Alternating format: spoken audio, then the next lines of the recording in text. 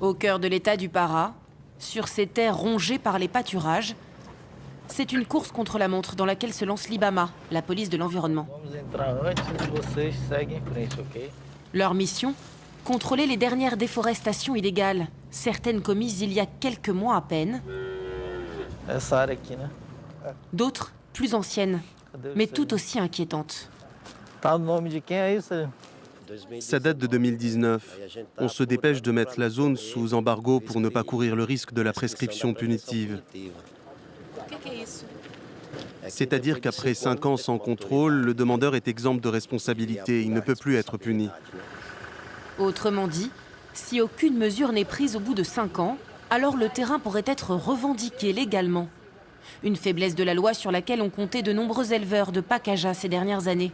Sous le gouvernement de Jair Bolsonaro, les coupes budgétaires ont réduit de moitié les contrôles en Amazonie. Il a déjà planté du pâturage. On voit que les arbres ont été brûlés. Regardez là-bas, il y a de nombreux troncs carbonisés. Ils font ça pour élever leur bétail. Et même si l'endroit reste inaccessible à première vue, ils trouvent toujours un moyen de transporter leurs bœufs depuis ici jusqu'à les introduire dans le circuit légal. On essaie de trouver des personnes qui puissent nous confirmer le nom du responsable de la zone déboisée. Retrouver les propriétaires n'est jamais une mission facile.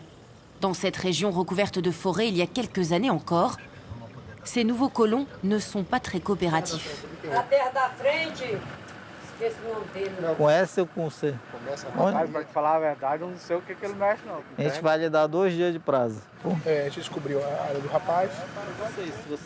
Car la plupart d'entre eux ont aussi défriché bien au-delà des 20% de terrain autorisés par la loi, comme ce père et son fils.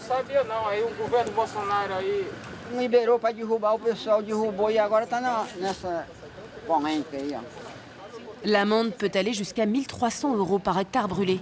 Une broutille pour les gros propriétaires de la région qui continuent de défier la loi.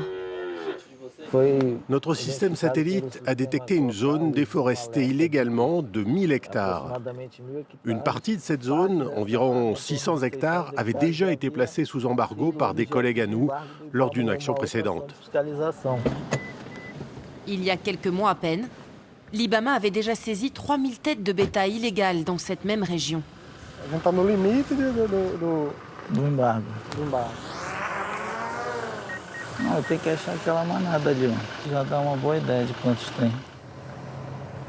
De retour à leur base, les policiers découvrent que le propriétaire possède, comme beaucoup de ses voisins, une autre ferme d'élevage, légale celle-ci, aux portes de la petite ville de Pacajá. Ils le soupçonnent de blanchiment de viande. Une pratique très courante dans cette région, considérée comme la dernière frontière amazonienne. Je vous montre sur la carte pour que vous ayez une idée. Vous voyez ces points gris? Ça veut dire que presque toute la zone est sous embargo.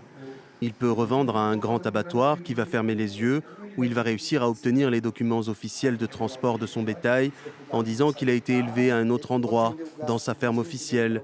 Il peut aussi le vendre au voisin qui vend à un autre, ainsi de suite jusqu'à le revendre à un abattoir. C'est une dynamique tellement rapide qu'elle est difficile à contrôler. Convoqué ce jour-là, le propriétaire ne viendra pas. Un sentiment d'impunité qu'il affiche jusque sur ses réseaux sociaux. Ce partisan de Jair Bolsonaro poste fièrement en 2021 sa toute nouvelle acquisition illégale, brûlant au loin. Ses clients, des supermarchés, des abattoirs de la région. Par téléphone, nous nous faisons passer pour un acheteur d'une enseigne française. Cumprimos com todas as exigências ambientais e contamos com validação do selo de carne legal. Agora é da França? Ah, tá certo. Pode ser que às vezes ele consiga para a senhora aí. Mas a gente tem gados muito bons aqui, viu? Peu importe l'origine douteuse de la viande, tant que l'abattoir a tous les certificats officiels pour la revendre à des grandes surfaces. Une pratique courante, comme dans cette enseigne du groupe Carrefour, numéro 1 de la distribution alimentaire au Brésil. Alors on a quoi ici? 4400? Le distributeur français est accusé depuis plusieurs années par cette association de défense de l'environnement de ne pas suffisamment contrôler l'origine de la viande qu'elle vend.